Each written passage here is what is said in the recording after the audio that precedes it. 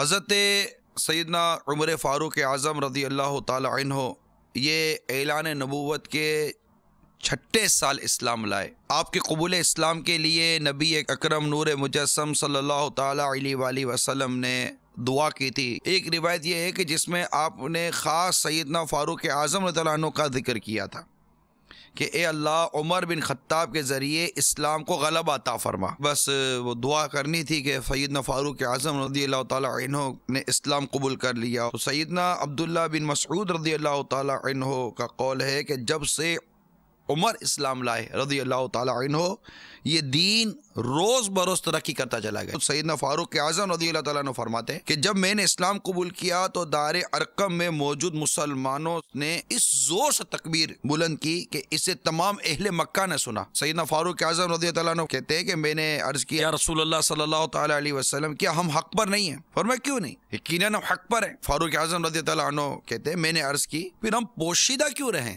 چنانچہ وہاں سے تمام مسلمان 2 صفیں بنا کر نکلے، ایک صف کے آگے سیدنا حمزہ رضی اللہ تعالیٰ عنہ اور ایک صف کے آگے سیدنا فاروق اعظم رضی اللہ تعالیٰ عنہ تھے۔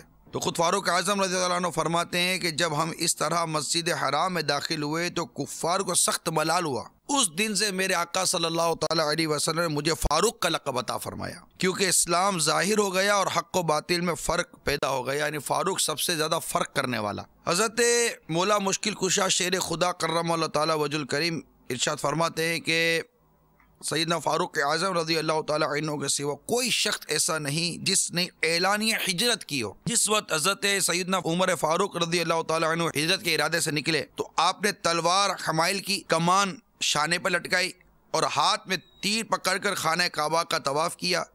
پھر وہاں موجود کفار قریش میں سے ایک ایک فرد سے الگ الگ فرمایا تمہاری صورتیں بگڑے، تمہارا ناس ہو جائے، ہے کوئی تم میں جو اپنی ماں کو بیٹے سے محروم، اپنے بیٹے کو یتیم اور اپنی بیوی کو بیوہ کرنے کا ارادہ رکھتا ہو؟ وہ آئے اور جنگل کے اس طرف آ کر مجھ سے مقابلہ کرے، میں اس شہر سے ہجرت کر رہا ہوں۔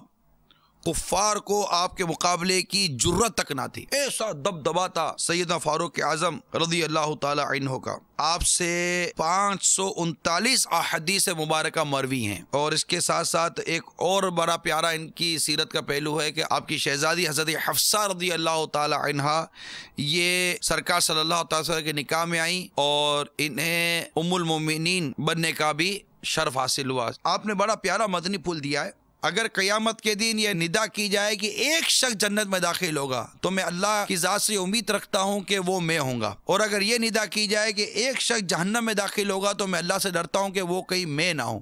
تو علماء فرماتے خوف و رجا کی یعنی اللہ سے ڈرنا اور اللہ سے امید رکھنے کی یہ بہترین کیفیت فاروق اعظم رضی اللہ عنہ کی بارگاہ سے ہمیں ملی۔ کسی نے آپ کو مشورہ دیا کہ آپ اپنے بعد اپنے بیٹے کو خلیفہ نامزد کر دیں، تو آپ نے جواب دیا تم نے مجھے مشورہ غلط دیا ہے، جو شخص اپنی بیوی کو ڈھنگ سے طلاق دینے کا سلیقہ نہ رکھتا ہو میں اس کو مسلمانوں کا خلیفہ کیسے بنا دوں؟ اللہ تعالیٰ ہمیں ان کی سیرت پر عمل کی توفیق عطا فرمائے۔ میرے فاروق